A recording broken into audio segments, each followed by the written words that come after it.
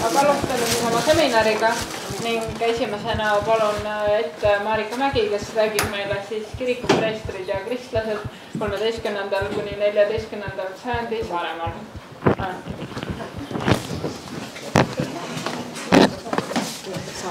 Tere! Mina mõtlesin, et mida ma nüüd siis nagu räägin ja mõtlesin, et eriti kuna siin on kuraatori tuur ka pärast, siis ma räägin seda, mis näituselt välja jäi. Et seda teksti sai kirjutatud nagu ikkagi rohkem ja siin on siis nagu need küsimused, mis näitusele ei jõudnud, mis on ju ka huvitavad, aga lihtsalt ühele näitusele ei saa, pole ruumi.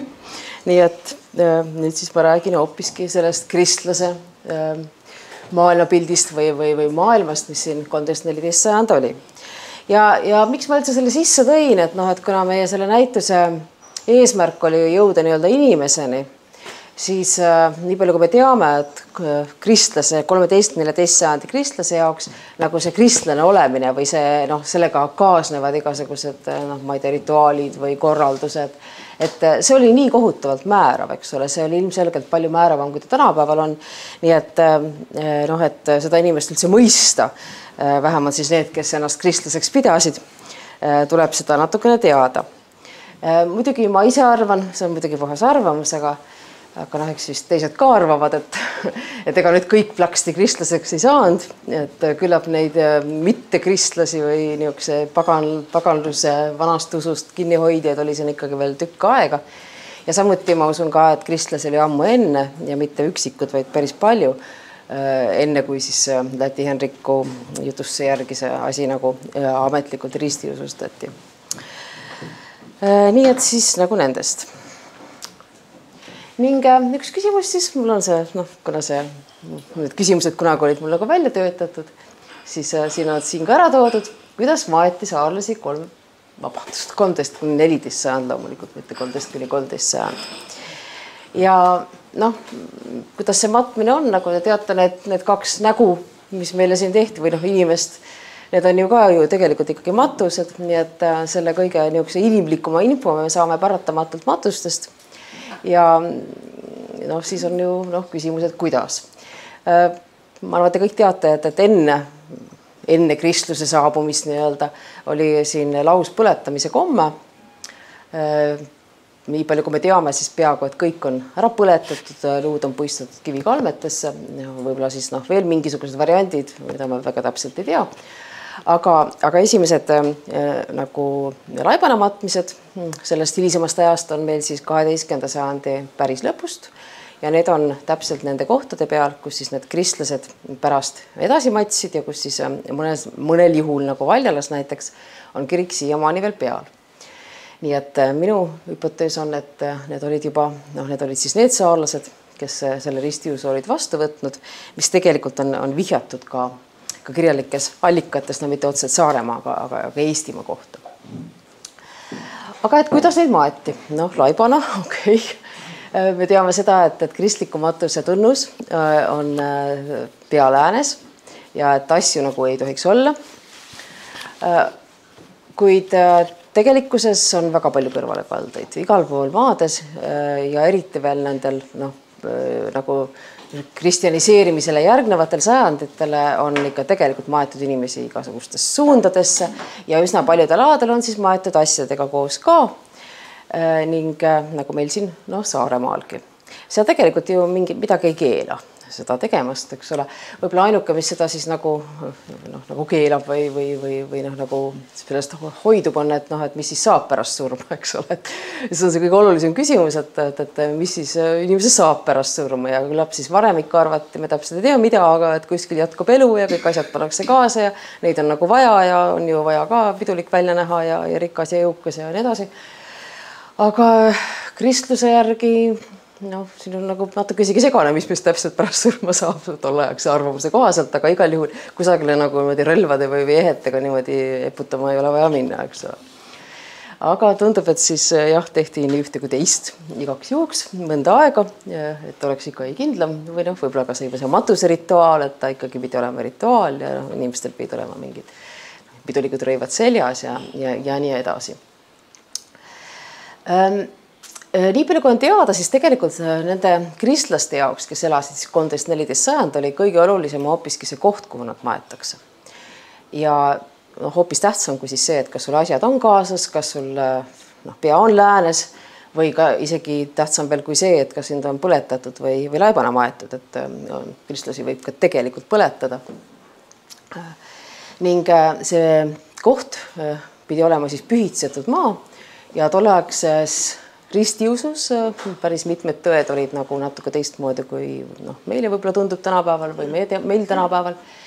Aga siis arvati, et nii-öelda tee paradiisi läheb läbi pühitsetud maa ja kes siis pühitsetud maale maetud ei saa, sellel tegelikult ka seda paradiisi võimalust nagu pole.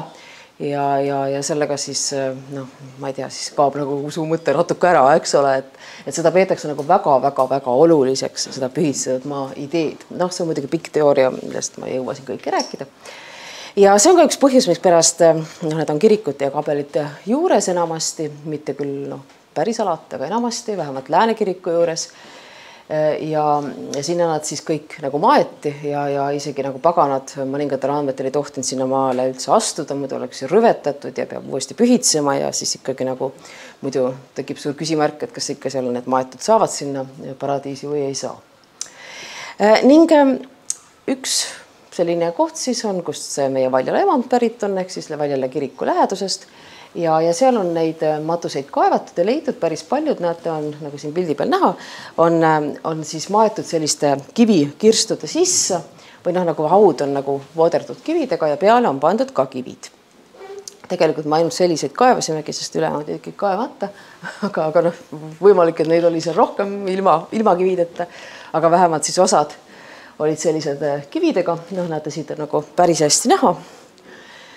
Ja mulle tundub, et see on tegelikult sama nähtus, kui on need hauaplaadid, mida te ilmselt kõik huvilised on kuskil näinud ja kuulnud ja mida on hästi palju siis igast teooriaid ehitatud ülesse.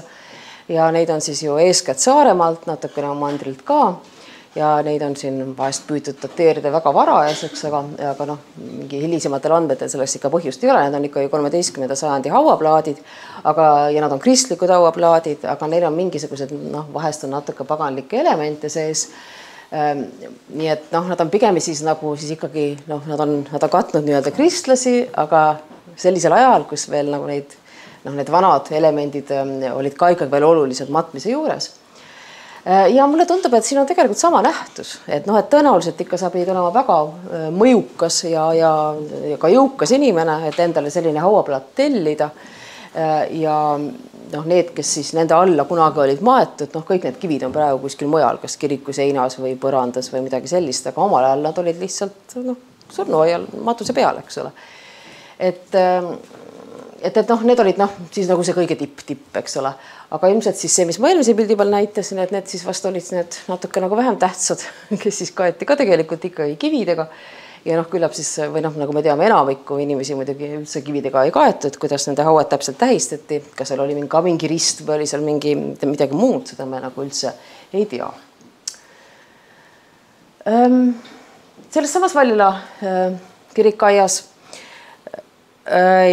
ja ka teistes siis matmiskohtades me oleme hakanud uurima ka nende inimeste DNA-d, et teha kindlaks siis, kas nad on omavahel sugulased. Selliseid kohti on Saaremaal tegelikult 4, kus siis need põhiliselt 13 sajandi matused asjadega ja osad ka ilma asjadeta siis sees on. Üks on sama Valjala kirik, siis on Karja, siis on Loona ja Viira. Nii et nad kõik on umbes sama ajastu nähtused. Ja esimesed DNA-d, mis me oleme teinud, näitavad, et need tegelikult ikkagi ei ole sugulased. Või tähendab, muidugi on sugulased seal, ma ei tea, ühes kohas oli isa ja tütar näiteks, aga need on ikkagi kogukonna matmiskohad, nagu kirikukogudus hilisemal ajal ka on. Et need, seal mitmed inimesed olid, kes võisid olla kuskilt, mingi joon oli sarnane, näiteks ma ei tea, 3. 4. põlv on ühine esivanem olnud või midagi sellist, aga me seda väga lähedalt veel ei ole uurinud. Aga see ei ole nagu perekondlik matmiskoht, nagu me arvame, et olid siis need paganluse aegsed, vaid see on ikka kirikukogudus, mis võiks ju siis oletada, et seal on nii jõukamaid kui ka vaesemaid inimesi ja kõik, mis sellega kaasneb. Aga mõned siiski on sellised huvitavamad, üks on siin pildi peale ähmaselt näha. See on Valjalast ja need DNA-d on praegu tegemises. Et vastust veel ei ole. aga noh, näiteks siin on üks ehitud niisugune suuremat sorti kirst, selle kirstu või noh, kirst tegelikult on tal selline haud, mis on pandud need kivid sinna kõrvale, eks ole, päris kirstu pole ehitud ja see on ehitud selleks siis, et sinna matta üks naine, kes on kusagil minust olite pluss-miinus 25 ja temaga koos siis mingi 2-aastane laps ning siis on, seal on liiv või pinnas on peal, et mingi aeg on mööda läinud ja siis on sinna maetud üks umbes 20-aastane mees, tähendab siis noor mees ja kõige viimasena on siis tõenäoliselt selle mehe kirstu peale pandud, ma ei tea, kas eraldi kirstu või igatahes imik nagu ka veel nagu sinna samasse kirstu või selle samasse nagu kividega piiratud auku. Nii et see on kõik alles selline tulevikumuusika, et ma väga suure huviga tegelikult ootan, kas nad olid siis nüüd omavahel siis perekond või on neil mingisugused teistsugused põhjused, seda me ei tea. Samuti näiteks see karjamees, kellest on tehtud rekonstruktsioon, oli maetud 2 teise mehe vahele. Need matused olid täiesti kõrvuti ja nii tihedalt, et kui nad olid maetud kirstus, siis need kirstud pidid olema täitsa nagu kõrvuti kohe, eks ole. Need ülejäänud mehed olid nagu vanemad, ma õieti mäletan, see oli meil näitusel kirjas ka, et nad olid minu arust, üks oli vist isegi ligi 60, eks ole. Ja nendest on tehtud DNA-d ja nad ei ole üldse omavahel sugulased. Miks nad niimoodi koos maeti või kas väga lähestikku või päris koos, ei tea. Võib-olla on siin mingi, ma ei tea, mingi kogukondlik või kiriku, ma ei tea, koguduslik põhjus, eks ole. Järgmine küsimus, kristlikud surnuaiad juba enne ristiusustamist. Kas olid kristlikud surnuaiad juba enne ristiusustamist? Sellest siis natukene sai ka räägitud. Ja minu nagu see arutelu lähtub siis just sellest, et nii palju, kui me teame tolleaegset kiriklikke tõekspidamisi Põhjapoolse Euroopas, siis just see matmiskoht ja see, et tingimata oleks pühitsetud maal, see on natuke teistmoodi idakirikus. Mitte natuke, vaid kõvasti teistmoodi idakirikus, mis tähendab, et näiteks ütleme seal kõik see Setumaa ja see, ma ei oska öelda, Sise-Eesti või nagu seal on tegelikult tõenäoliselt hoopis teistsugused tõekspidamised. Sest tahab idakirikus ei ole seda pühitsetud maanõuet, see on läänekirikus, aga meile tundub, et see on nagu Saaremaa tundub, et on pigem ikkagi nagu läänekiriku väga tugevas mõjusfääris, mitte idakiriku. Aga see on pikk jutt. Aga et just, et kui me oleme nüüd teinud need dateeringud, millest siin mitte midagi näha ei ole, need on lihtsalt seeneriidist dateeringud, aga nagu te juba võite näha, et enamik siin on, näete, on siis 13. sajand, see peab olema 13. sajand, aga siis ütleme, et need võivad ju ka olla 13. sajand, aga et vaata mõned on siis nagu sees, mis nagu peaaegu et ei ulatu või ulatuvad siia algusesse, ühesõnaga nad nagu katavad selle aja, mis on enne ametlikku ristiusustamist. Ja need on täpselt samas kohas, täpselt nagu samamoodi maetud ja minu arvamuse järgi on siis igatipidi alust arvata, et see kristlik surnuaed eksisteeris seal siis juba enne. Sest et kui juba nagu, kui jõuti oma aruteludega nii kaugele, et kas rasedat naist tohib matta kirikaeda, sellepärast, et laps tema üsas, kui ta pole veel sündinud, on pagan ja kui on pagan, maetakse kristlikku surnuaeda, siis see rüvetab surnuaia ja praktiliselt kõigi sinna maetute võimalused paradiisi pääseda, ma ei tea, muutuvad väga kahtlaseks. Et kui jõutaks juba nii kaugele, eks ole, oma aruteludes, ma ei tea, et seda nüüd arutaks iga külaelanik tõenäoliselt mitte, aga teoreetiliselt, eks ole. Et siis nüüd siuke asi, et mingil põhjusel oleks nagu, ma ei tea, kuskil vabadusvõitluse ajal hakatud inimesi matma laibana, kui muidu seda kommet ei olnud ja siis just nendesse kohtadesse nagu jätkusid kristlikud surnuaiad, samas kui mujal nagu ei jätkunud, seda nagu ka ei usu. Nii et ühesõnaga vastus sellele on, et need Saaremaa laibamatused suure tõenäosusega on siis kõik olnud selliste kirikute ümber, mis on mingisugusel tõenäoliselt väikese puitehituse kujul eksisteerinud juba enne seda ametlikku ristiusustamist. Siin on teised, mis nad siin on, nagu loona, karja, viira on tegemata, viiras olen ma teinud ainult natukene, C14. See on küll väga-väga halb kvaliteet. Aga näete, tulemus on nagu sama, karjas on kohe eriti, aga siiski mõned on näiteks seesin, eks ole, mis nagu pigem, alati on mingi väike lõtk, et ta tegelikult on ikkagi maetud, eks ole, siin, aga me ju ei tea, see on nagu see vahemik, mille sees ta maeti, eks ole. et ta maeti ühel hetkel, mitte terve sellel ajal. Aga et seal oli tegelikult ühesõnaga, et mõned nagu oleks natuke varasemad, et see tundub, et see asi on seal olnud juba enne seda ametlikku 1227. aastat. Ühesõnaga vastus on jaa. Ja kui ma sellest siis olen pidanud mujal ka loenguid, siis ma olen tegelikult rääkinud ka muust Ranniku-Eestist, Põhja- ja Lääne-Eestist. Ja tegelikult on väga-väga sarnane pilt nüüd, kus on natukene rohkem võimalusi võib-olla teha neid seeneilist analüüse. 5 minutit aega või? 5 minutit? Jah. Okei, et siis et siis tuleb välja, et tegelikult nagu paljudes isegi kirikaedades on saadud siis matuseid, mis on nagu mingisugune ka siis 12. sajandi lõpust, nii et see nähtus on palju üldisem. Nii, siis ma lähen siit edasi. Oota, kas see kirik? Kust olid Saaremaa esimesed kirikud? See jällegi üks kasvab teisest üle. Kui oli pühitsenud maa, siis pühitsenud maa, surnuaed oli pühitsenud maa ümber ja jällegi pidi olema seal mingi kabel või kirik. Ja me teame Lääne-Euroopast, et see 12-13 sajand oli aeg, kus Lääne-Euroopa oli täis tillukesi erakirikuid ja tõenäoliselt oli see pilt meil samasugune. Pärast nendest osadest said kihelkonnakirikud, aga suurem osa kadus ära umbes 13. sajandi lõpuks või hiljemalt 14. sajandil. Ja Valjala kirik on siis ilmselt see, kes selle võidujooksu võitis selles mõttes, et temast sai kihelkonnakirik ja ta jäi püsima. Nii et sellepärast me teame, et seal on kirik. Aga need on siis ülejäänud matmiskohad, kus siis igal pool ma vaatan, joonistub tegelikult selline tühi osa nende meile kõike kaevand, aga selle kaevatud osa vahele, kus siis teoreetiliselt võiks olla olnud mingi kabel. See on niimoodi nagu tehakse või oletatakse neid kabeleid, eks ole, sest need esimesed kabelid võisid olla sellised väga niisugused väikesed ehitised, mis ei jäta mingit jälgi. Natukene ka siis preestritest oli küsimus, kes olid saarlaste preestrid. Ja võib-olla siin on huvitav just märkida, et me alati oleme kuidagi mõelnud, et preestrid olid nagu 13. sajandil ka tohutult prestiižsed või ühiskonnas nagu väga, ma ei tea, kõrgel positsioonil olevad isikud. Et jällegi Lääne-Euroopa põhjal me teame, see tegelikult 13. sajand veel nii ei olnud, see tuli ala, see hakkas arenema 14. sajandil. Preestrid olid väga oma maaisandatest sõltuvad ja siis nendest, kes neid kirikuid, neid erakirikuid ja suuremaid kirikuid ülal pidasid. Ja me teame tõesti nagu ka kirjalikest allikatest, et saarlased ju, kui nad käivad oma mingeid lepinguid tegema, siis preestrid on kaasas, et need ei ole mitte seal sellepärast kaasas, nad kontrollivad saarlased, nagu mingast arvatakse, vaid nad on ilmselt ikka kaasas seal oma isandatega kui kirjaoskajad, sest preestrid olid ju need, kes olid kirjaoskajad.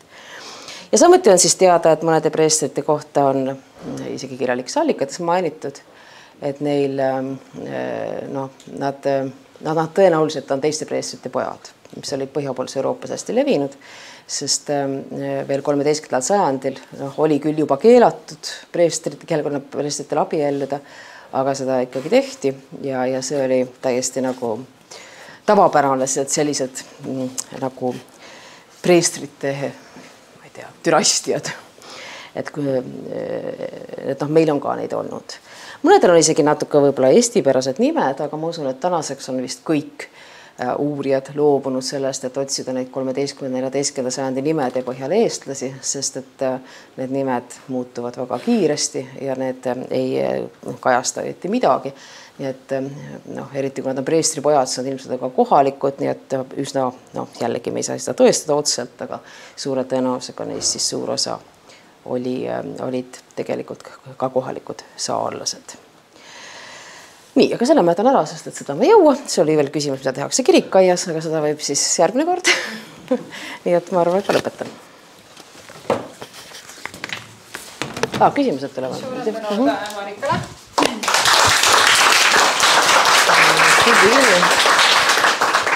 Ja kas on küsimusi? Jah, üks hetk, ma annan mikrofoniga.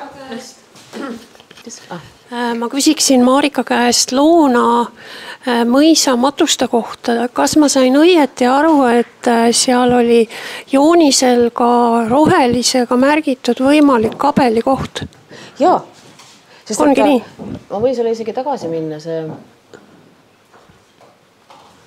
No, tegelikult ma juba enne, kui ma need teooriad nagu enda jaoks välja arendasin, ma vaatasin, et loonas on, see on muidugi nii kehv kvaliteet praegu, aga näete, need matused on kuidagi niimoodi nagu imelikult hajali ja Kustin, kes neid kaevas, tegelikult otsisid ümber, et nagu mujal ei olnud, eks ole, nagu pisike surnuaed, aga mitte niimoodi koos, vaid kuidagi nagu mingisugune sihuke auk on vahel, aga ma ei saa seda tõestada.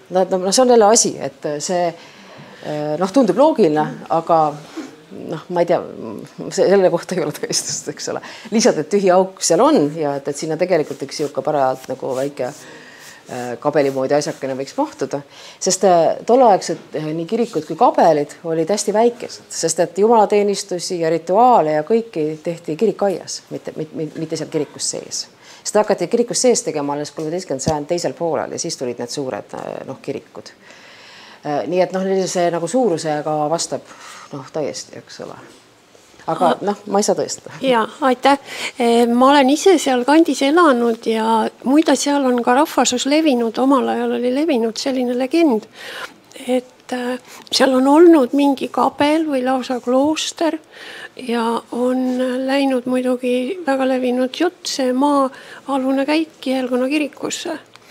Et see võib-olla ka natukene kas see klooster pidi olema Loona mõisas või? Kuidas? Kas see kloostri jutt peab olema, et ta pidi olema? Seda ma isegi ei mäletanud. Aga et vaata ju täitsa palju on ju erinevates maades kohtades ka ju. Kõik need jutud, et siia ehitati ennem kirik ja siis ma ei tea, tuli vana või pagan või ma ei tea, keegi tuli ja rõhkus selle ära ja nii edasi. Et need tõenäoliselt viitavad nendele varastele kirikutele, et inimestel on nagu ähmaselt meeles. Mõned neist jäid ju pärast ka kabelina püsima. Tegelikult kiriku ja kabeli vahe on see, et osasid nagu rituaale ei viida läbi kabelis. Muide, selle Loona mõisa endine nimi ja selle koha nimi on Katvel. Et võib-olla Katvel. Et võib-olla see ka viitab millelegi. Minu teada ei ole nagu... Minu teada nagu ei ole lahti muugitud selle mõiste tähendust. Loona tuleb mõisniku perekonnanimest, aga see Katvel selle päritolu veel ei teata, aga võib-olla see on mingi vihje. Aga suur tänu. Kõik need, tegelikult need 3, kus Saaremaal neid on kaevatud, need on kõik olnud sellised mõisad, mis mingisugusel mõnisada aastat hiljem on olnud näiteks piirkonna maksukogumismõisad või ühesõnaga nagu olulisemad mõisad. Ja siin ma enne ka ütlesin, et need ei ole mingisugused nurgatagused kirikud, et kellelgi on pisike kirik kuskil, vaid need on nagu ma oska öelda mikropiirkonna mõttes täiesti kesksed kohad. See Viira ka, seal Viira külas mõningatel andmetel oli vanasti Muhu maksukogumiskeskus enne, kui see läks sinna sellesse uue mõise. Et need on ikkagi nagu tõsiselt tähtsad inimesed, kes seal kirikuid pidavad. Aitäh! Kas on veel küsimusi?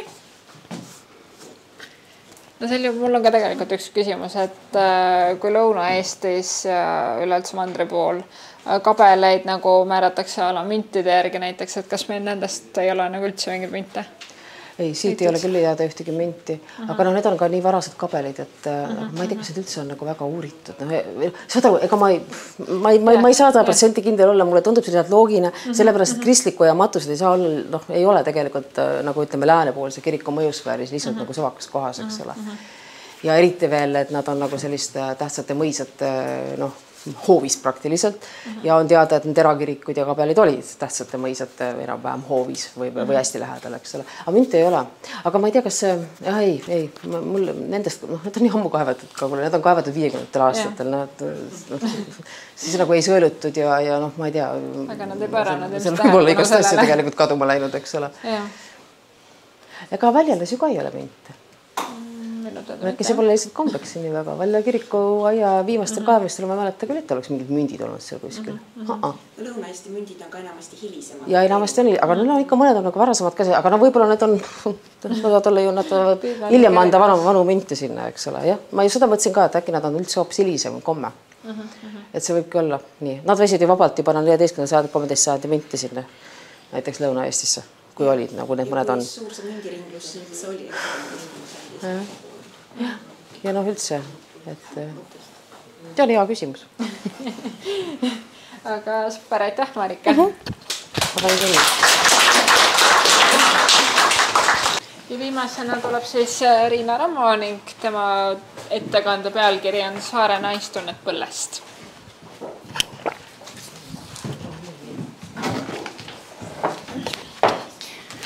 Tere ka minu poolt ja nagu Ritagi enne kataloogi tutvustades ma tuletan ka kohe meelde, et umbes 3 aastat tagasi ma käisin Gazi muuseumis tõesti ja siis ma olin alles oma projekti, rõivastust käsitleva projekti alguses ja tegin väikese kokkuvõtte siis ütleme niimoodi 12.–13. sajandi rõivastusest Saaremaal, mida me teame. Ja lubasin, et sellest võiks teha näituse ja et kui projekt saab läbi, et siis me teame rohkem. Ja nüüd ma saan seda lubadust natukene siin täita, sellepärast, et tõesti, et projekti käigus me vaatasime koostöös Kariniga läbi kõik juba need vanad leiud ja see rõivastuse uurimine keskendub just nimelt samamoodi matustele, just nendele samadele matustele, mida Marika juba mainis. Ehk siis need peamiselt 13. sajandisse dateeritud kalmistud, mis on siis Viira, Karja, Valjala ja Loona. Ja üksiti siis on vahepeal juurde tulnud ka uusi leide, millega me siis tegelesime. Ja nüüd on võimalus siis võtta see kokku see osa. Kuna see teema on muidugi päris mahukas ja ajapiirang on peal, siis ma eelkõige keskendun täna just nimelt naiste rõivastusele, kuna sellest on palju rohkem teada. See siis toimus sellise projekti käigus, mis oli siis rõivastus ja enesemääratlus Eesti alal 11.–16. sajandini. Siin on tõesti väga halvasti vist näha. Ja selle eesmärk oligi siis terves Eestis vaadata kõik need leiud terviklikult läbi, haakida neid kõikide teiste teadaolevate allikatega ja vaadelda ühtlasi seda rõivastust Läänemere laiemas kontekstis. Sest mulle tundus, et see rõivastuse uurimine on hästi palju seotud sellega, kus riigis keegi toimetab. Ja seda ma nüüd olengi üritanud teha. Ja siis selle aluseks on selline idee, või ütleme matustes ju tegelikult see rõivastus, milles inimesed on oma viimsele teekonnale saadetud, on pidulik. Et ilmselgelt me ei saa selle põhjal teha järeldusi igapäevase rõivastuse kohta. See on selline klausel, mida ma pean alati iga oma ettekande ees rõhutama.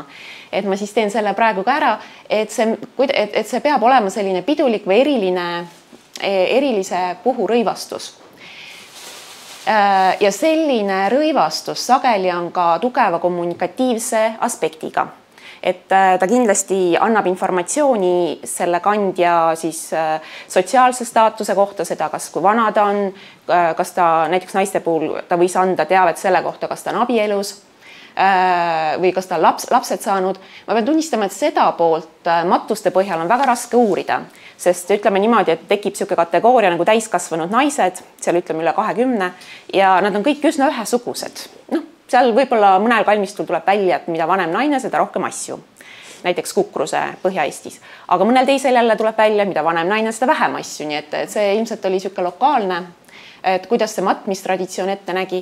Aga üks asi, mis selle rõivastusega välja joonistab, üks kommunikatsiooni aspekt on see, et see ilmselt näitas just naiste puhul selgelt tema päritolu. Ja sellepärast ma panin ka siia sellise pealkirja, et Saare naistunnet põllest. Ma rõhutan see küsimärgiga. Sest seda kommunikatiivset aspekti on just rõhutatud nendel 14. sajandi alguse skulptuuridel, mida me Saaremaalt teame, mis on ikka täiesti unikaalsed Eesti kontekstis, pöidest ja karjast, kus me suudame eristada just nimelt seda kohalikku päritolu selle järgi, et naistel on põlled, nendel naistel on sõled ja nendel naistel on sellised teatud tüüpi sõbad, mida teistel figuuridel ei ole, aga need peakatted on tegelikult, ütleme, eristuvad selgelt nendest teistest figuuridest nendes kirikutes. Ja võib-olla siis ma selle muu sellise üldisema jutu sees kasutan ka võimalust ja kommenteerin natuke seda rekonstruktsiooni, mille me selle näituse jaoks kokku panime ja mida te kõik saate näitusel vaadata. See rekonstruktsioon, natuke mis põhjenda neid valikuid ja see rekonstruktsioon põhineb siis ühel matusel eelkõige, See on Valjala 4. matus, mille me valisime koos Marikaga just selle tõttu, et sellest oli palju hea geneetiline informatsioon teada, mis siis võimaldas teha selle inimese sinna sisse. Aga tegelikult see rõivastus loomulikult kätkeb endas ka paralleele teistest matustest, Saaremaa samaaegsetest kalmistutest ja ka kõike seda, mida me tegelikult selle piirkonna ja perioodi kohta teame. Ja ma arvan, et oli viimane aeg selline rekonstruktsioon teha, sest see viimane, mida ma alati ka näitan, paljudele võib see juba tuttav olla, on Silvia laulu tehtud, tema näpunäidete järgi joonistatud mitmekümne aasta vanune kujutis, mis siis paneb kokku eriaegsete matuste esemed ja kogu see tekstiili osa ja see nii-öelda see figuuri rõhutav selline siluett ilmselt pärineb eelkõige võib-olla siis sellisest etnograafilisest ettekujutusest või ma tegelikult ka täpselt ei tea, mis seal taga on. Ja siis nüüd siia kõrvale saab panna natuke teistsuguse näite. Nii. Ja ma nüüd edasi tutvustangi selliseid rõivastuse, kuna ma tervikuna kõike ei jõua siin rääkida, siis ma tutvustan edasi selliseid teatud aspekte, mis on rõivastuse juures tähtsad ja mida me tegelikult saame ka arheoloogia põhjal hinnata. Ja üks ju väga oluline rõivastuse komponent on tekstiil, ehk siis kõik rõivaesemed on ikkagi enamasti tehtud tekstiilist. Ja selles osas on Saaremaal ikka väga kehvasti, et kuna see pinnas on siin selline nagu ta on, siis meil ei ole tekstiile peaaegu üldse säilinud. Et ütleme niimoodi, et villaseid kangakatkeid on meil umbes 10, pluss linaseid kangatükke on täpselt nagu üks selline katke, pluss mõned lõngad. Ja siis on ka mõned punutud paelajupid ja see on praktiliselt kõik. Aga mis nende kangaste juures, siia ma panin valiku kõige parematest, mis meil on, nad mahuvadki see ilusti enam-vähem ühele slaidile ära. Siin on muidugi detailid olulised, aga ma peate mind uskuma, kui ma teile sellest räägin. Ja veel võib-olla on oluline rõhutada, et tõsi küll, enamus väga hästi säilinud või võrdlemisi hästi säilinud tekstiile on viirast. Et ju siis seal on olnud natuke paremad tingimused kui siis siin päris Saaremaal, sellepärast, et siit pole tõesti praktiliselt mitte midagi. Mõned tükid on loonast ja midagi on ka karjast, aga Valjalast on praktiliselt 0. Ja see tekstiil, millega naiste rõivaid tehti, oli ilmselt suures osas siis villane. Me saame nüüd öelda, et ta oli ka suures osas sinine. Vähemalt see, mis on säilinud. Seda ma olen ka tegelikult juba varem rääkinud, aga nüüd meil on ka selles mõttes tõestus, et kui villakiude uurida, siis on see sinine värv siin väga hästi näha ja kui ütleme niimoodi, et 3 sellest ja sellest tekstiilist on tehtud ka värvianalüüsid, mis tõestavad, et need olid värvitud sinerõikaga ilmselt, mis oligi toona üks kõige populaarsemaid tekstiilivärve, mis oli ka ilmselt hinnaline ja kallis. Ja oli ka selline, mis oli tõesti püsiv. Aga need teised 2 on ka ilmselt olnud sinised, mida võib just nimelt nende kiudude järgi öelda. Ja mis on võib-olla veel oluline, et kõik need tekstiilid on ilmselt kohalik toodang, sellepärast et villakiud on kõik läbi analüüsitud ja see villakiudude läbimõõtude koostis viitab selgelt sellisele kohalikule, küll laiemalt Põhja-Euroopas levinud lambale, mis siis võib-olla kõige rohkem meenutab tänapäevast Kihnu maalamast, et tal on selline mitmekihiline ja karvaline villak. Siis võib-olla ja see, et nad on sellised ja kasutatakse toimset kudet, no see ei ole ka nii tähtis, aga see, et nad on sinised ja ka natuke toimses kohas, see tegelikult on omane kogu Läänemere piirkonnale. Sellised tekstiilid on väga populaarsed näiteks viikingi ajal Skandinaavias. Sellised tekstiilid on Läti aladel, Loode-Venemaal, Soomes, igal pool on see sinine, see toimne, see kuidagi on nagu selline tüüp Läänemere siuke marker. Aga üks väike erinevus on. Miskipärast kogu selles suures alas joonistub välja üks imepisikene siuke ala, mis hõlmab siis Lõuna-Soomet ja Põhja-Eestit ja Saaremaad seal hulgas, kus on tekstiilitehnoloogia teistsugune. ja see on väga silmatorkav vahe tegelikult ja Skandinaavia uurijad natuke nagu imestavad selle üle. Meil on nimelt kasutatud kõikides kangastes peaaegu korrutatud lõimi.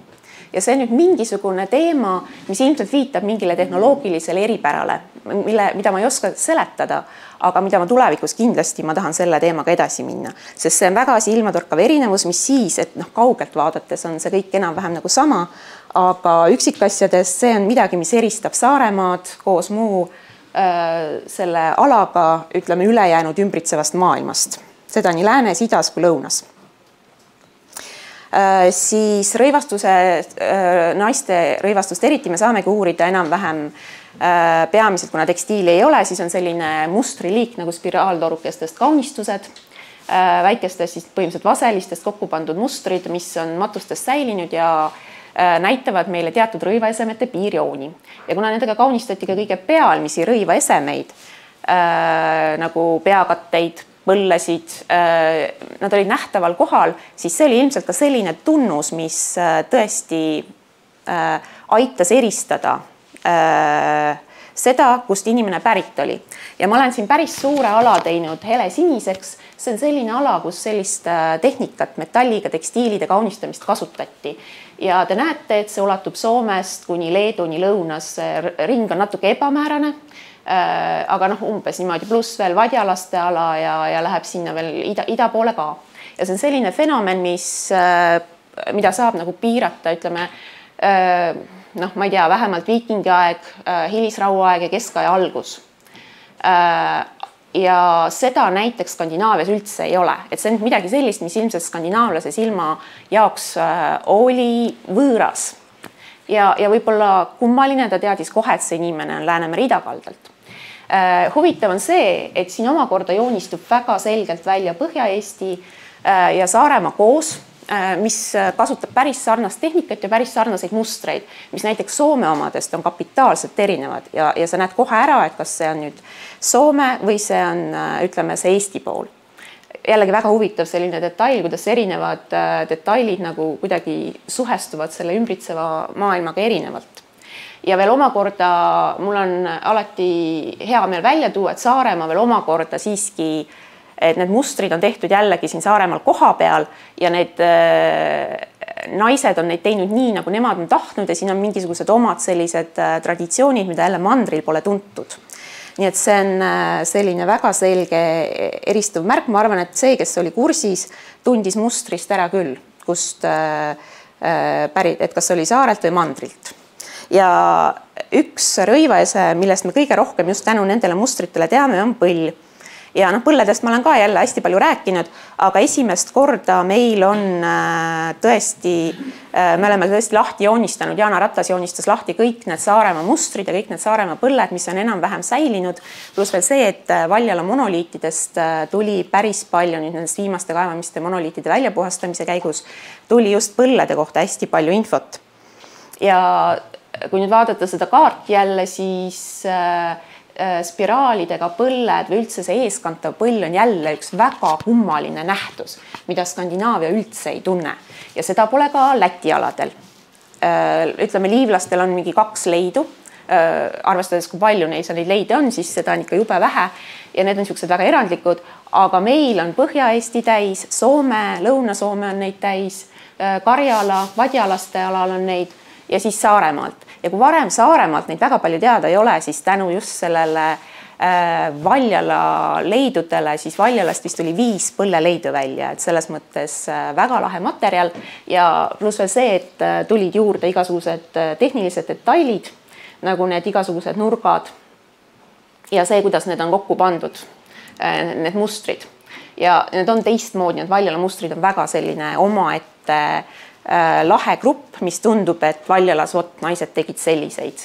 Ja näiteks Kukrusel on jälle ka omaette grupp, et Kukrusel tegid naised jälle teistsuguseid Põhja-Eestis, et see on ka siuke, sa näed seda lokaalset nagu esteetikat ja mingisugust tehnilisi võtteid. Ja siin on 2 näidet siis nendest Valjala põlledest.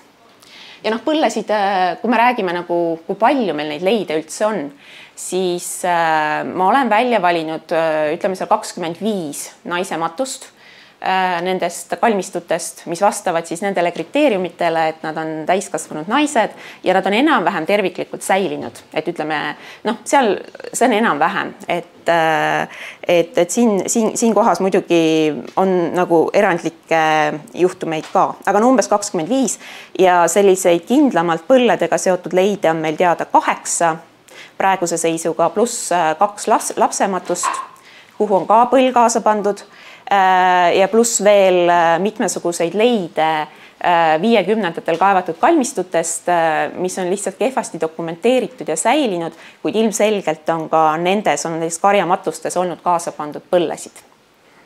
Aga noh, seda ma ei saa jälle tõestada, et ma näen seal neid väikesi juppe, mis on tänapäevani säilinud, aga tundub nende Valjala leidude põhjal. Ja siin siis väike kommentaar sellele rekonstruktsioonile, mis on siis Valjala 4. matuse põhjal ja mida te saate näitusel vaadata. Ja kuna Valjala 4. matus ongi nüüd üks selline erand, mis ei olnud terviklikult säilinud, aga mida me oleme ikkagi kaasanud, tal nimelt olid jalad puudu, aga tal oli reieluu peal säilinud põlle pitkiserva muster. Ja kuna see, muide väga tüüpiline Saaremaale, aga kuna samasugune muster on täpselt ka Valjala 14. matuse juures põllel, see on siis 14. matuse oma, need on täpselt ühesugused, siis me otsustasime selle alumise serva, mis ei ole säilinud, võtta 14. matusest. Ja ma enne ei öelnud, et kõik need tekstiilid selle rekonstruktsiooni jaoks kudus Astrid Kaljus spetsiaalselt selle lähtuvalt sellest, mis me teame nagu selle tehnoloogia kohta. Nii et see kangas, mis on siis Viira esimesest matusest, mis on ka põlle kangas ilmselt, et see on kootud selle järgi ja peaks siis visuaalselt kui te vaatate neid kangaid sellel rekonstruktsioonil, siis need peaks visuaalselt vastama päris hästi sellele, millised nad kunagi ka olid. Ja siin on lihtsalt see, et meil on need vanad leiud, mis on siis ka lõpuks nii-öelda lahti joonistatud, kus me oleme suutnud tuvastada kõik need, me nimetame neid kõrvadeks ja kõik pikki ja alumised mustrid ja kõrvad ja see on nüüd üks erandlik lapsematus, kus on ümber jalgade muster ja kui see lahti voltida, siis saab tegelikult põlle. Siis teine selline nähtav asi, millest ilmselt saare naist võis ära tunda või ilmselt tundiski, oli peakate. Ja ma selle kohta, ma olin hästi optimistlik projekti alguses. Ma mõtlesin, et kuna Saaremaalt on selle kohta, Saaremaa tegelikult ainuke, kus meil on selle kohta leide üldse nagu nende peakatete kohta Eestis, mille põhjalt võiks üldse hakata tuletama midagi, siis ma olin kindel, et jaa, ma lahendan selle mõistatuse ja ma saan teada, milliseid peakatteid vähemalt osad saare naised on kandnud. Siin te näetegi seda kuulsat, kõige kuulsamat leidu, see on siis Loona 5. matus. Ja siin on isegi 50-ndatest säilinud need fotod sellest koljust. Ja nüüd on tänu Valjalale tulnud neid leide juurde. Valjalast oli vähemalt 3 matuses täpselt samasugusest peakattest jäänuseid. Ja tegelikult on neid veel niimoodi üksikuid nagu jälgi. Aga kahjuks ma pean tunnistama, et pärast kuudepikkust nuputamist ma pean ikkagi alla andma, et ma tegelikult ei tea, kuidas see peakatte kokku käis. Ma võin nagu anda ülevaate. Need komponendid, mis igal pool esinevad, on selline muster, selline mustririba, siis ümber kolju on selline rõngastest, väikestest traadist keeratud rõngastest, need on lükitud kangaserva ja on selline ring, mis läheb ümber kolju, see tähendab, et see on olnud ümber kolju selline. Ja siis 2 juhul on juures ka veel pikad spiraalid, mis on kuidagi olnud veel siin juures, aga ma need pikad spiraalid jätan praegu välja, sest neid on ainult 2 juhul, aga alati on olemas siis see rõngasääris ja see muster. Ja kuidas nad siis omavahel kokku käivad, et siit on vist halvasti näha, aga see on nüüd laulu rekonstruktsioon, mis ta kunagi tegi Soome toonaste arusaamade järgi. Siis kõne alla võiks tulla ka näiteks liivlaste selline peakate, kus on siis siuke rätik nagu all ja pärg on peale seotud. See oleks siis rõngasäärisega pärg ja võib-olla need pikad spiraalid. ja mina ise olen olnud siis selle Soome praeguse valitseva rekonstruktsiooni poolt, mis on küll ajaliselt natuke varasem kui 13 sajand, et see on nagu miinus, aga see on selline tanu, millel on 2 rõngasäärist. Ja selle poolt ma olen ka sellepärast, et siin on sinine murdnurktoimne kangas, mis on täpselt samasugune nagu see, mis on siis sellest loonamatusest. Nii et see sinine murdnurktoimne, mis on valmistatud täpselt samamoodi, sama tehnoloogia järgi, on tegelikult ka see ühenduslüli ja siis see rõngasääris. Ja Soomest on neid leida päris palju ja see on tõesti nagu selline hästi välja töötatud asi. Aga probleeme tekitab just nimelt see, et kui sellel matusel me näeme, et see rõngasääris on niimoodi viltu ümber pea, see on see kollane joon. Kõigil nendel matustel on ta natuke viltu vajunud, siis see mustririba jääb sellest välja, jääb siia alla põse peale. Ja kõikidest valjala matustest on samamoodi, et see mustririba kõlgub nagu kuskil siin külje peal või siin taga.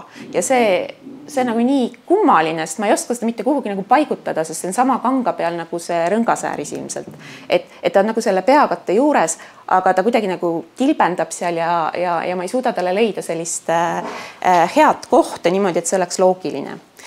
Aga kuna me ei saanud jätta seda rekonstruktsiooni ilma peakatteta, siis siin on selle valjale 4. matusene samasugune muster, täpselt samasugune peaaegu, numbrid, spiraalide numbrid on natuke erinevad. On ka jälle kolju paremal küljel, niimoodi natuke siin siis, ja rõngasääris on ümber pea. Ja siis ma nagu läksin seda teed, et ma kasutasin seda Soome eeskuju, mis on lihtsalt mõnes mõttes nagu kõige sarnasem. Ja selle mustri ma panin siia. Aga ma tunnistan ausalt, et see ei ole ilmselt päris õige ja see läheb ümbervaatamisele, nii et see on niisugune lõputu projekt, see rõivastuse uurimine. Mis oli huvitav, et siit keskkohast me leidsime sellise lõpetuse, mis nagu viitab sellele, et siin keskel on ilmselt olnud vahe, et kui te vaatate seda. Ja see on ka muide Soome leidudel jällegi on samamoodi olnud siin vahe, et siin nagu on selliseid kokkupuutepunkte, aga see ei ole päris see. Ja nüüd, mis oli täiesti väga lahe tulemus ja väga üllatav ja tänu Karinile me selle avastasime või me oleme hakanud seda nagu harutama vaikselt, on see, et kui Eestis varem igasugused rõivaülevaated algasid alati sellega, et kõige tähtsam rõivaese või kõige olulisem oli sõba ja et kõik kandsid sõba ja naistel oli nagu sõba ja sõba oli spiraalidega kaunistatud. Siis tegelikult, kui mina hakkasin selle teemaga tegelema, tuli välja, et sõba ilmselt kanti küll ja sõba oli ilmselt oluline ka, sest see on lihtsalt niivõrd universaalne. Aga seda ei olnud spiraalidega kaunistatud. Meil ei ole Eestist mitte ühtegi leidu, mida saaks kindlasti sõbaga seostada, mis oleks spiraalidega kaunistatud. Ja kuna seda ei ole spiraalidega kaunistatud, siis meil ei ole ka sellest mitte ühtegi käega katsutavat jälge. Küll aga on spiraalidega kaunistatud sõbasid hästi palju Soomes. See on nagu seal põlledest isegi võib-olla olulisem. Meil on jälle põlled olulisemad. Ja igasuguseid metalliga kaunistatud sõbasid on ka Läti alalt. Ja sealt loode Venemaa alalt ka ilmselt tegelikult. Ja nüüd on meil Saaremaalt päris mitu sellist kandidaati, mis võikski olla nii-öelda see Saaremaa sõba, mis oli spiraalidega kaunistatud. Midagi kindlat muidugi väita ei saa, aga siin on sellised, see sõba on muide siin tooli peal, seda saab pärast vaadata, sest rekonstruktsioonile seda praegu kuidagi sinna paigutada ei saanud, aga seda tulevikus kindlasti eksponeeritakse, see jääb siia juurde. Ja siin olid sellised motiivid, mis jäid 2 poole koljut, pluss veel see, et siin kolju ümber ja olid nagu 2 sorti servad. Ja kui nende servadega nagu ma ei ütle, et see on nagu see sõba, nagu see praegu siin on selline nagu lõplik lahendus, aga see võib olla nagu üks võimalus, kuidas seletada seda, et matusel on sellised mingisugune spiraaliga ääristatud suurem rõivaese. Siin on sellised ketina spiraalid üksteise otsas ja siin on sellised 2 kaupa rõngad. Ja pluss veel see, et need kaevamisfotode pealt selliseid detaile on üsna raske vaadata ja neid on nagu 2 serve, seda on 1 serv ilmselt. Ja siin on mingisugused nurgakohad, siin jääb see kolju alla. aga noh, siit näiteks tegelikult ei ole väga hästi aru saada, et see nagu mõnes mõttes on see tõlgenduslik aga selle mõttega tasub nagu natukene edasi tegeleda ja siin annab veel midagi ilmselt juurde mõelda.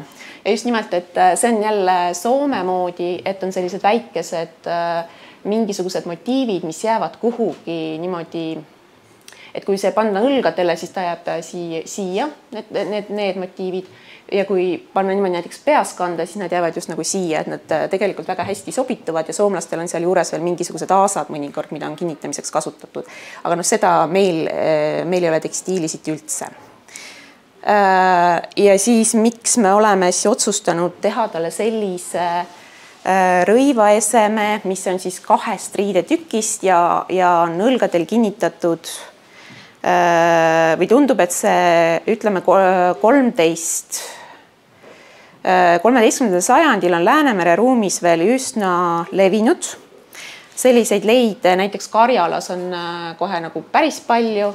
Ütleme niimoodi, et Soome teistest osadest peploskleidile viitavaid tekstiilileide koos ehetega on sellest perioodist juba vähem, sest ehted kaovad matustest ära ja võib-olla muutub ka mood, me ei tea. Noh, üks näide on see Ravatula Ristimägi, kus ühel naisel on selline nii-öelda tavaline 6 moodi kleit juba kokku õmmeldud tükkidest ja teistel matustel on endiselt nagu sõled õlgade peal ja just see, et siin on ka erinevused tulevad välja, et erinevused on just eelkõige ehetes, et kuskil on nõelad, kuskil on sõled, siis sõlgedel võib-olla erinevaid tüüpe, et Karjalas on seal kilpkonsõled, Lääne-Soomes, Edel-Soomes on olnud ümmargused sellised sõled, ka hoburaudsõlgi ja siis Eestis on mandri peal hästi palju selliseid ristpäiseid nõelu. Aga Saaremaa on selle koha pealt huvitav, et kui ütleme, võtame 25 matust, siis 13 matuses on sellised ehted, mida võib tõlgendada kui peploskleidi kinniteid, see tähendab, et õlgade piirkonnast on leitud kas siis kõige rohkem siin ei ole üldse, ma isegi ei loe seda välja. Ma vaatan, mis kõige rohkem on seda, kus on paaris nõelad, nende vahelise ketiga, siis Saaremaal erandlikult on lausa 2 matust, kus on sõled siis õlgade peal ja siis on üks komplekt, mis on kindlalt dokumenteeritud, et on sõlg ja nõel ja nende vahel on kett. Ja siis on 3 matust, kus on üks sõlg paremal õlal, et ka see võib viidata sellisele rõivaesemele. Ja neid on siis 25-13 matust, mis tähendab seda, et see ei pruukinud olla selline, mida kõik kandsid. Aga see on jälle selline hästi tugev lokaalse eripäraga rõivaese, mis on siis just selle idakaldale omane. Ja Saaremaal on huvitav see, et need kinnitusvahendid on olnud hästi nagu palju variatiivsemad kui näiteks mandril. Et neil on kuidagi on sõlgesid ja siis on nõelasid ja nõel on nagu erinevaid tüüpe.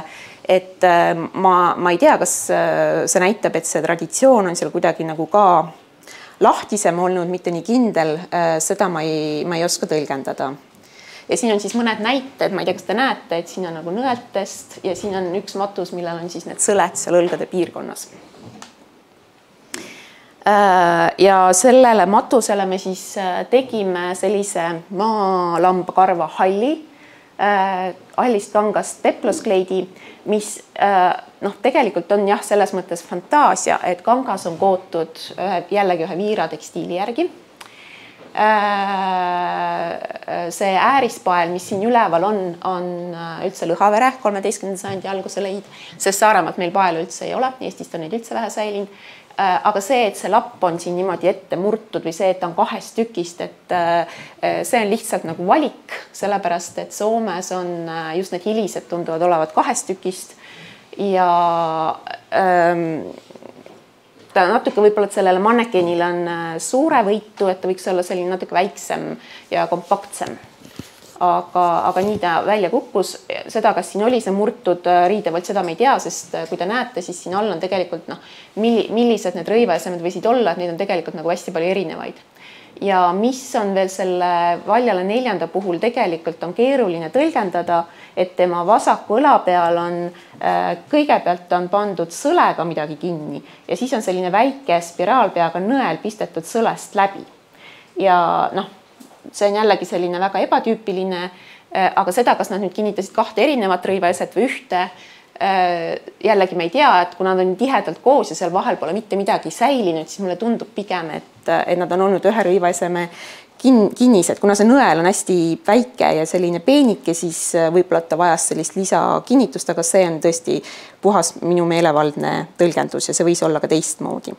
Ja viimase slaidina ma näitan, veel viimase slaidina, et kui varasemalt ei olnud vöökohast eriti midagi teada, siis Valjala matused jällegi on paljastanud sellise kombe, et naistel on olnud, esiteks on naistel olnud tekstiilivöö, millega on kinnitatud põll ja mille küljes ripub noatupp. See on selline üldisem ja laiem tava kogu Läänemere ruumis. Ja teiseks on siis selle peal olnud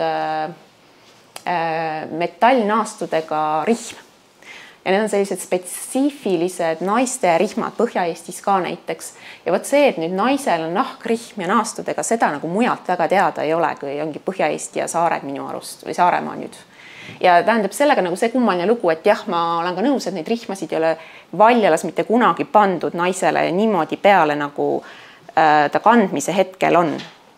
Vaid et see rihma, selle tõi tegelikult Maarika väga ilusasti välja, et kandmise hetkel on, või tähendab, et matustesse on pandud vöökohaga seotud asjad kuidagi nagu kaasa või teist, et need rihmad on kokku rullitud, pandud kas siis külje peale või on siis pikku luustikut niimoodi külje peale kaasa pandud.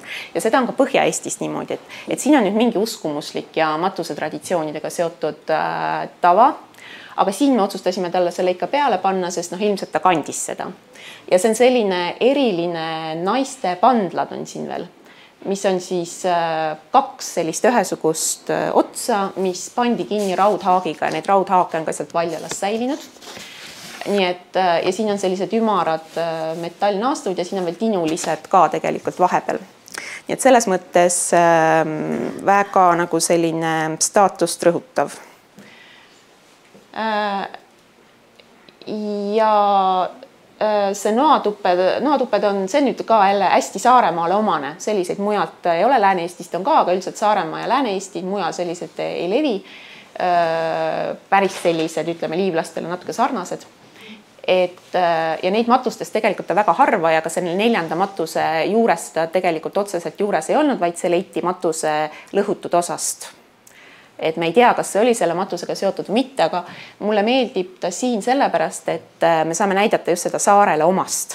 Et ma tahtsin selle rõivastuse juures, konstruktsiooni juures näidata just selliseid Saaremaale omaseid asju. Ja see vöökohaga seotu on üldse siuke natuke müstiline ja kummaline. Ma lõpetan oma ettekande selle toreda leiuga Längalt, 13. sajandi leiuga, mis siis on ka selle näituse juures oluline kujunduslik element, mida me siis nimetame nii-öelda vööketiks, aga me tegelikult ei tea, kuidas seda kanti. Et see on üle 2 meetri pikk, eks ole. Ja siin on ühes otsas on küll pannal ja tal on igasugused kuljused küljes, aga et see võib-olla jääb siis tuleviku uurijatele lahendada. Et kui me leiame mõnikord mõne luustiku, kus see on kandmiskohal, siis me võib-olla saame teada, aga praegu võime ainult kujutada ette, et kas keerati ümber puusade või kuidas. Aitäh!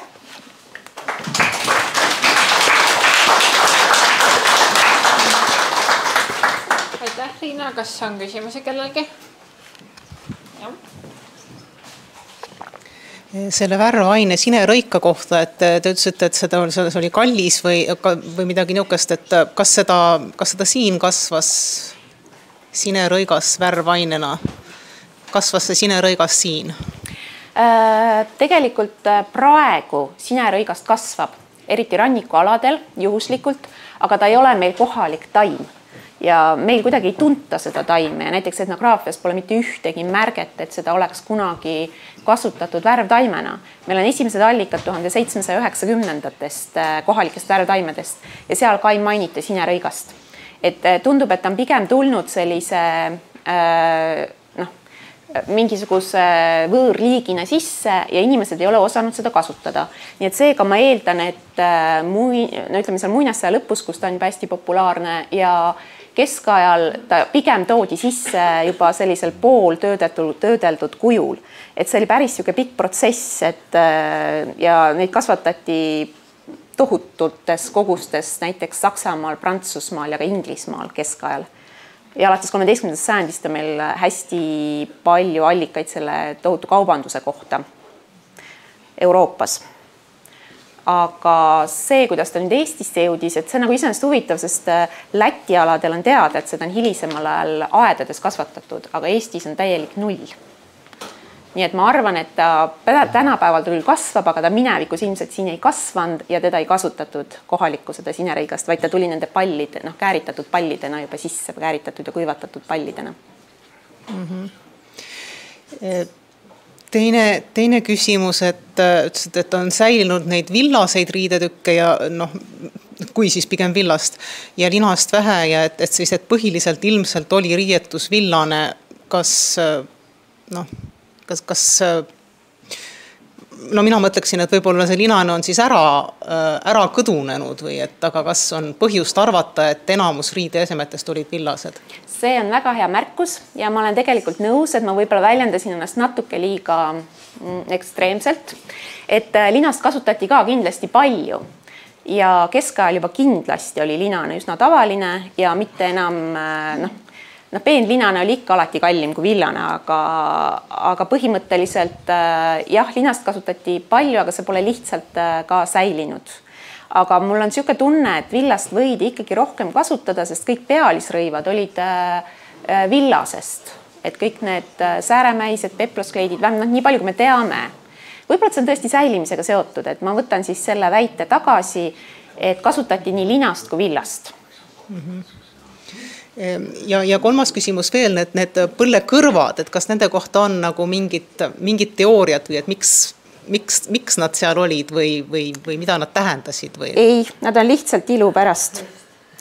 Ja me oleme nad nüüd tuvastanud ka Põhja-Eestist. Ja tegelikult Soomes on kõik põlle 4 nurka selliste ilustustega, nagu välja ulatuvate ilustustega, aga nad on hoopis teistsugused kui need, nagu kujunduselt. Et võiks kohe joonistada siia, et jällegi, et siin on nagu nii selge vahe. Neil ei ole jah, need on lihtsalt ilu pärast, aga nad on ju ilusad. Aga hästi tihti on mingi põhjendus seal taga, et miks on hakatud tegema, aga seda teooriat ei ole praegu? Ei ole, sellepärast, kui neil ka oli põhjendus, meie seda ei tea. Kui neil oli mingi uskumuslik põhjendus, ei tea, kui neil oli, isegi ma praktilist põhjendust nagu väga ei näe, sest sageli on need igasugused ilupaelad ja kangalõpetused, kus need otsad tuleb ära peita ja sellised igasugused motiivid on sageli just abiks selliste otste peitmisel. Ja meil on näiteks seal osad Põhja-Eesti põllede otsad on tõesti nagu just nimelt nende lahtiste otste peitmiseks, mis on tegelikult jube tüütu ja raske ülesanne viimistlemisel. Aga nendel ei tundu seda funktsiooni olevat. Sest see nagu on juba natuke suurem ja nagu võimsam, et sa pead selle ikkagi eraldi valmis tegema ja eraldi kinnitamas ja kanga serval, et see ei ole nagu see otste peitmise mõttekus selliste väikestest spiraalidest mustri puhul kaob ära. Et ma olen ise ka üritanud neid otsi peita ja Minus mul tekkis küsitavus seoses ühe nii-öelda detailiga, nimelt nuga või noatupp. Tundub, et äkki ma sain pool vastust äsja kätte. Nimelt sellise asendis noa kätte saamisega on vaja 2 vaba kätt, kusjuures tera ja ohtlikult enda poole. Ja kui nad olid tõesti sumalises asendis pikutaja kõrval, mitte loomulikus asendis, kas äkki sellest ei tulene teatud möödapanek ehk seda nuga enesekaitseks tarvitada on praktiliselt võimatu? Ma tegelikult tunnistan ausalt minu viga enne näituse ülesse panemist või see viimased nagu Toimetused läksid jube kiiresti ja ma vaatan seda pilti ja mõtlen praegu, et issand jumal, nuga ongi täitsa valesti kandmise seisukohast, et see täiesti õigustatud märkus. Kuna selles matuses nuga ei olnud, siis ma täpselt ei tea, kuidas see seda noatuppe ja nuga ei olnud, ma ei tea, kuidas see täpselt oli, aga tegelikult on, kuigi need noatupped on mõnikord matustes ka nii-öelda oma õigetes kohtades aga mõnikord on nad ka kaasa pandud, nad on küll pandud võib-olla oma õigesse kohta kaasa, aga sageli on nad matuses tõesti ka niimoodi, et see pealispool on keeratud üldsegi alla, et nad on kummuli. Et matustes ei pruugi ka õigesti olla, aga see on kandmise seisukohast tõesti täiesti äpardunud. Äkki ikka nii, nagu Hiiu naistel oli kuni meie sajandini. Kuidas see oli? No vöö küljes, nii et see kohe välja võtta. Ehk Hiiumaal ainukene koht, kus taoline detail rahvariietes jäi millegi pärast veel püsima. Aga need on ju Saaremaalt välja rennanud inimesed. Kui me pärast näitusesaalis kokku saame, siis ma küsin nõu ja kui mul vähegi võimalik on, siis ma paneks selle asja korda. See oli väga hea märkus, aitäh! Peplos Kleit, kust see nimetus? See nimetus mulle ka tegelikult ei meeldi, ma lihtsalt ei ole suutnud mõelda välja ühtegi paremat eestikeelset terminit. See peplos on loomulikult selline, mis tuleb kreeka keelest ja lihtsalt Kreeka on nagu esimene koht, kus sellest on allikaid ja kus sellest on kõige rohkem räägitud. Tegelikult selline riidetükk või riidetükid õlgadelt kinnitatuna ja vööga kinni pandud, neid on tänapäevalgi kantakse, ütleme seal kuskil ida pool mingi hõimud ja see on tegelikult väga lai nähtus, lihtsalt kuna erialakirjanduses kõik nimetavad seda peploskleidiks selle Kreeka järgi. See tegelikult ei ole üldse see Kreeka nagu see siluett on hoopis teine, see kangas on hoopis teine, aga kui keegi oskab välja pakkuda hea eestikeelse termini, siis ma kuulan või olen selles mõttes hästi avatud ja kuidas? Rüü. Õlgrüü. Ma natuke mõtlen ja ma uurin seda rüü tähendust eesti keeles nagu täpsemalt järgi ja siis õlgleit. Kleit on nagu halb sõna ja peplos on ka halb sõna.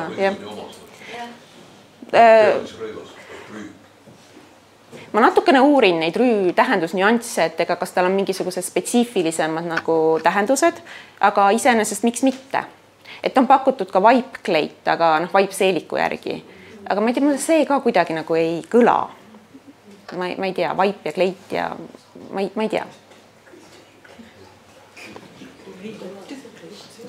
Tükkleit. No võt. Suured tänud Reinale. Ja aitäh kuulamast.